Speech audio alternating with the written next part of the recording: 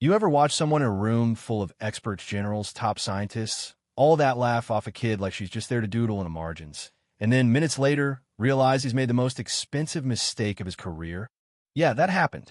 And honestly, I still don't know who was more stunned, Colonel Morrison or my daughter Chloe, who, at 8 years old, just solved a problem the Pentagon had been stuck on for nearly a year. Let me back up a sec. It was one of those early autumn mornings in Redstone, Colorado, crisp enough you could almost hear the leaves preparing to turn.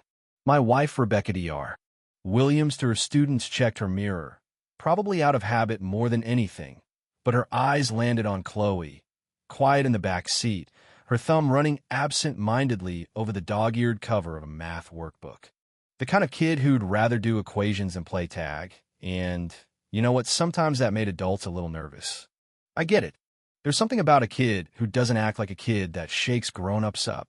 We weren't supposed to be heroes that day, just the family of a civilian contractor at West Point Army Training Center, invited to some family day demo that, if you ask me, had less to do with morale and more to do with impressing the Pentagon brass.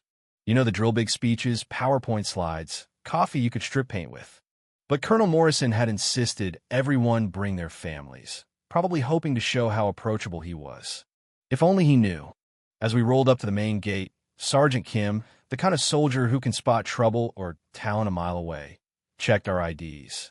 He peered in at Chloe, nodded, and said, "She's a sharp one, isn't she?" Rebecca just smiled a half-proud, half-worried mom smile, and we headed in. Inside, the base was buzzing. It looked like any small city, except every building was lined up just so, Rocky Mountains looming in the distance.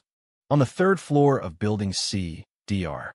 Andrew Martinez, the Pentagon's own math wizard, was orchestrating the morning's demonstration, moving classified folders around like a magician setting up for a trick. The word was, if today didn't go well, budgets would be slashed, project canned. No pressure. The room filled up fast. Colonel Bennett from the Pentagon Legendary for cutting programs sat up front, stone-faced. Colonel Morrison started his speech with all the charm of a man who's never been questioned in his life. "What you're about to see is the bleeding edge," he boomed. "We tackle problems that stump entire universities." The walls seemed to vibrate with his certainty. They wheeled out the main Eventa cryptographic equation, ugly as sin, something nobody had solved for months. 8 months, to be exact, Martinez said, trying to keep his tone casual. The Pentagon folks all leaned in. The rest of us just looked confused. Except Chloe, who was mouthing numbers to herself, seeing something the rest of us missed. I watched her, like I always do, wondering if today would be the day she'd do something to make people uncomfortable or amazed. Sometimes it's both. Colonel Morrison went on. Only the best minds could even comprehend a problem like this. There was something almost proud in the way he said it, like he owned the difficulty itself. As the speeches dragged on, Chloe's finger started drawing invisible lines on the air. Rebecca put a gentle hand on her Shudera, quiet reminder to let the grown-ups have their moment. Then, when Morrison paused for effect, Chloe did the unthinkable. She raised her hand. That little movement sucked the air out of the room. An 8-year-old, interrupting a display of military genius. "Excuse me," she said softly. "I think there's an error in your equation. If you could bottle the silence that followed, you could freeze time with it." Every eye turned. Morrison's laugh, sharp and dismissive, bounced around the room. "Aren't you a little mathematician?" he said, the way people say "bless your heart" when they mean "sit down, kid." But Dr. Martinez just looked curious. "What kind of error?" he asked, voice neutral. Chloe pointed. "Third variable in the second sequence.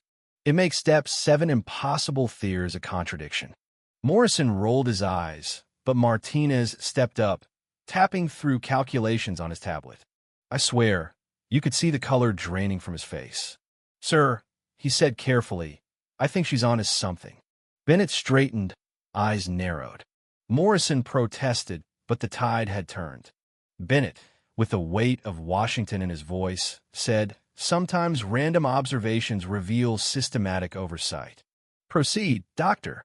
Martinez worked the problem in real time, muttering under his breath. When he looked up, he said, "She's not only right, she's found a path we missed entirely. It's actually solvable if you follow her logic." Suddenly, everyone wanted to hear from Chloe.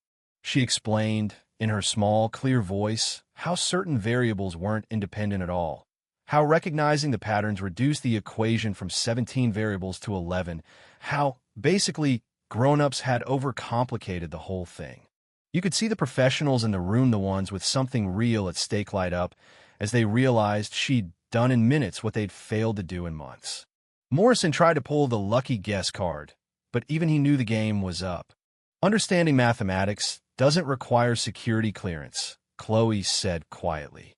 And I swear, a couple of those high-level officials smiled, even as they tried not to. From there, it was chaos, the best kind. Discussions about changing protocols, urgent phone calls, Dr. Martinez verifying, then re-verifying, then looking almost gleeful as he realized Chloe's methods could apply to dozens of other stalled projects.